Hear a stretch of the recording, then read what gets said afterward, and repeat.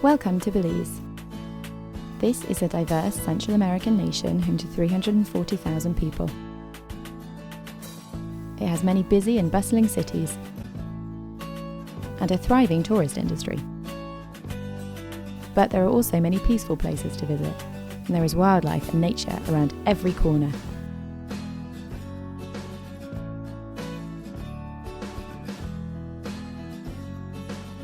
Belize lies east of Guatemala and south of Mexico, leading onto the Caribbean Sea.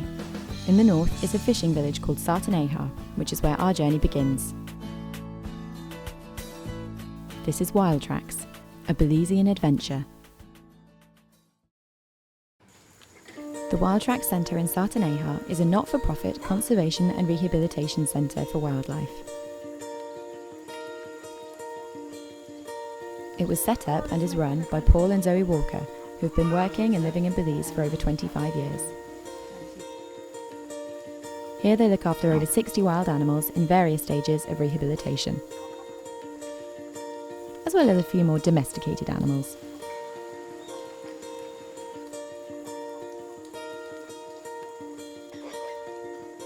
Many animals are sent to Wildtracks for rehab, but by far the noisiest and most active are the primates. Wildtracks looks after Jeffrey's spider monkey and the Yucatan black howler monkey, Belize's two native and endangered primate species. Almost all of the monkeys here have been rescued from the pet trade. Previously, these creatures were bound up, housed in cages, malnourished and mistreated. But now they're being prepared for release, back into the forests they once knew. Neighbours of the primates are Wildtracks' other main residents, the elusive West Indian manatee. Though shy, these gentle aquatic mammals can be curious and inquisitive. Wildtracks currently has 4 resident manatees. Ramesses is around 3 years old and spends his days in soft release out in the lagoon with a volunteer. He's a big kid and will play with anyone. Khaleesi is 2 years old and lives in a specially made manatee pool.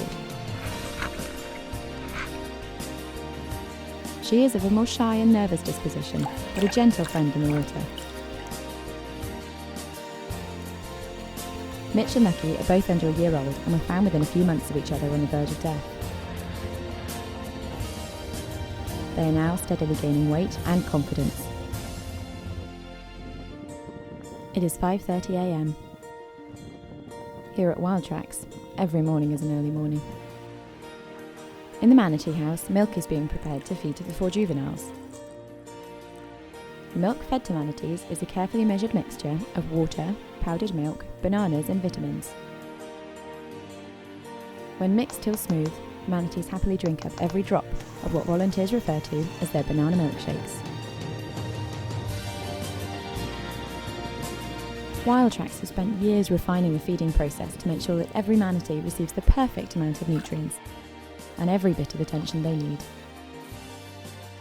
The diet of each manatee is tailored to its size, stage of life and nutritional requirements. Mitch and Lucky are the 2 youngest manatees at the centre and need feeding late into the evening.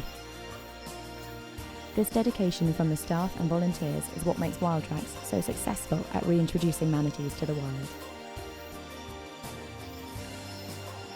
Night has fallen in Belize. The volunteers relax and unwind before going to bed, ready for another busy day tomorrow.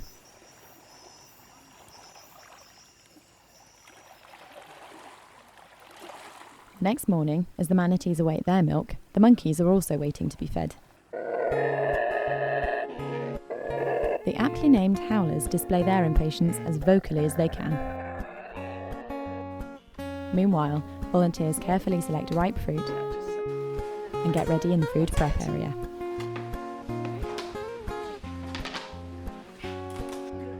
Staple foods are bananas, papaya and melons, but these vary seasonally. Monkeys are fussy customers, so only specific fruits cut in specific ways will make it into their bowls. The howlers and spider monkeys are fed 4 times a day and eagerly await each feeding. Younger monkeys are given milk supplements. And all primates are given leaf browse to add variation and mimic their natural diets. With 4 feeds a day for the monkeys and manatees, life is already busy for volunteers. But there is always more to be done. Khaleesi's pool needs draining and refilling once a week. Volunteers scrub algae from the sides and floor, while another worker stays with Khaleesi to help keep her calm. Finally, fresh water from the nearby lagoon is pumped in and the pool slowly fills up. Old seagrass is replaced too, but for Khaleesi, the holder provides more of a fun game than an opportunity to snack. Meanwhile, Mitch and Lucky are also undergoing a change of scene. It is finally warm enough for the boys to be moved to their bigger outside pool. Catching and moving them is tricky, and it takes several volunteers. Mitch and Lucky weigh around 150 pounds each and are gaining weight by the week. But it's all worth it once they have more room to swim about together in the sunshine. Their aquatic lifestyles have led to some fascinating adaptations in the manatee's body. In the wild, manatees live in murky waters. Because of this, they have poor eyesight and rely instead on thin hairs that cover their bodies to sense movement in the water about them. Also due to their underwater lifestyles, manatees' nostrils have seals on them, which remain shut underwater but open at the surface. This allows them to breathe air whilst remaining submerged and hidden in the water. Their limbs are not arms but paddles, which help propel them through the water and can be used for pushing and pulling objects. The manatee's tail is also paddle-like and is used for propulsion and making turns. You may be wondering what is attached to Ramesses' tail. Ramesses is the proud owner of a satellite tracking device which allows Wildtracks to note his location in the lagoon. Every morning he is walked out into the lagoon and encouraged to swim in open water and forage for seagrass on his own. When young manatees arrive at Wildtracks, they are given human attention for as long as they would receive maternal care in the wild. This is gradually withdrawn as they grow nearer to release. But initially, manatees bond with their carers as they are looked after throughout the day. Young manatees only thrive in captivity when they receive this substitute parental care. And without these volunteers, Wildtracks couldn't function. Volunteers are similarly crucial in the rehabilitation of the monkeys at Wildtracks. Monkeys seized as pets have many associated problems, which make the journey to re-release a long one.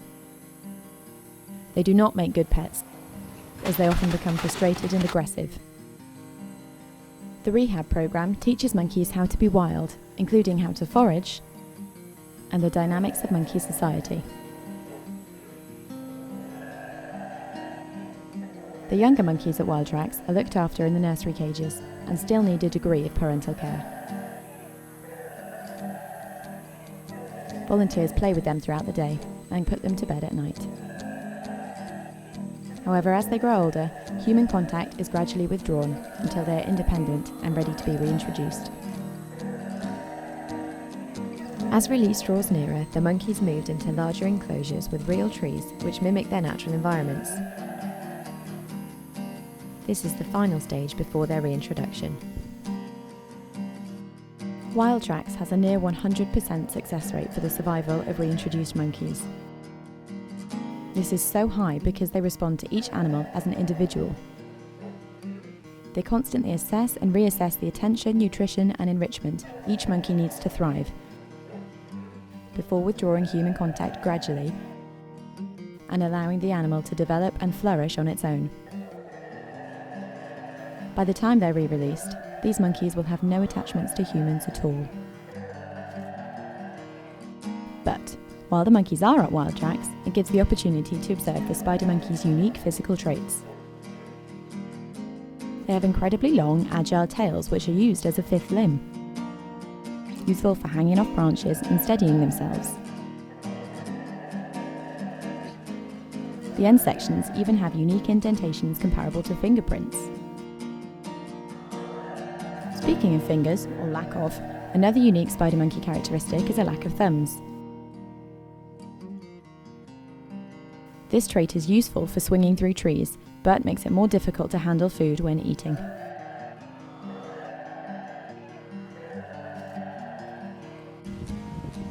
Aside from food, the monkeys also need enrichment and mental stimulation. This can come in the form of a new toy, hidden food, or playing with a volunteer. One monkey that needs extra interaction with volunteers is Pachuco. He was brought in alone and cannot be introduced to an existing howler group. As a result, he receives special attention from volunteers every day in the form of playing and grooming until suitable companions can be found. All of this could lead one to think that Wildtracks has just manatees and primates. Of course, Wildtracks is home to far more. Here, the animal kingdom is well represented, with birds, amphibians, invertebrates, and reptiles.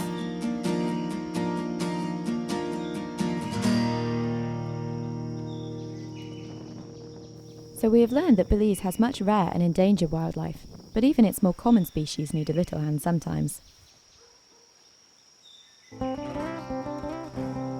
Wildtracks has taken in some collared peccaries and white-tailed deer. They're too humanised to be released into the wild, but live as naturally as possible in large forest enclosures at the centre. The deer are fed rotting fruit and spare browse, while the peccaries have an altogether different diet. Compost and leftovers from the kitchen are collected and distributed among the peccaries. This is part of the way that Wildtracks reduces its impact on the environment and makes some peccaries very happy in the process. The compost run can be dangerous though. You never know what you might find. Volunteers gather excitedly as an 8-foot indigo snake is found between the compost pile and the chicken coops. After much inspection from volunteers and staff, that evening the snake is driven a few miles away from Wildtracks and released into the forest.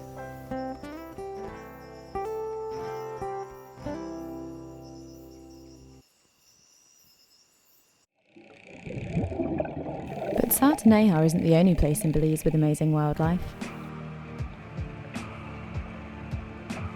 Off the nearby Ambergris Key is an underwater world you never knew existed. Beneath the azure waves of the Caribbean Sea live hundreds of species of corals. Healthy corals are the basis of reefs which form in warm, shallow waters. They provide food and homes for all manner of marine life, such as this triggerfish sailing over the ocean floor, or this spiny lobster sheltering under a soft coral. Like this adult nurse shark scouring the ocean floor for food, or this spotted eagle ray regally sweeping over the reef.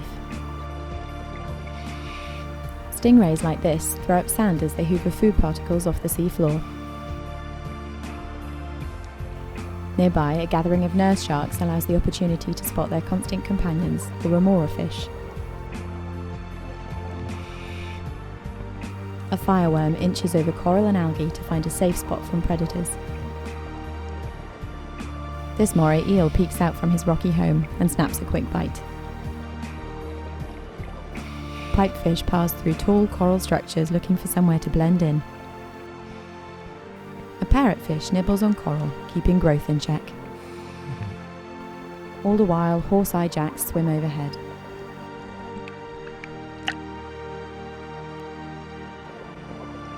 There really is a wealth of wildlife ready for those willing to look for it. But one short boat ride, and you're back at Wildtracks. Here at Wildtracks, everything relies on the presence and dedication of volunteers. Volunteers work long, hard hours, sometimes with difficult animals, providing comfort to their charges. encouragement and friendship to their peers.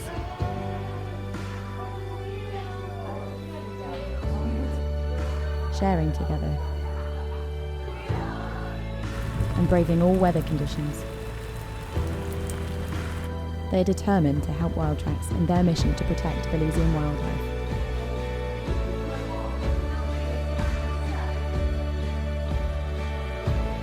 And it's an adventure all the way.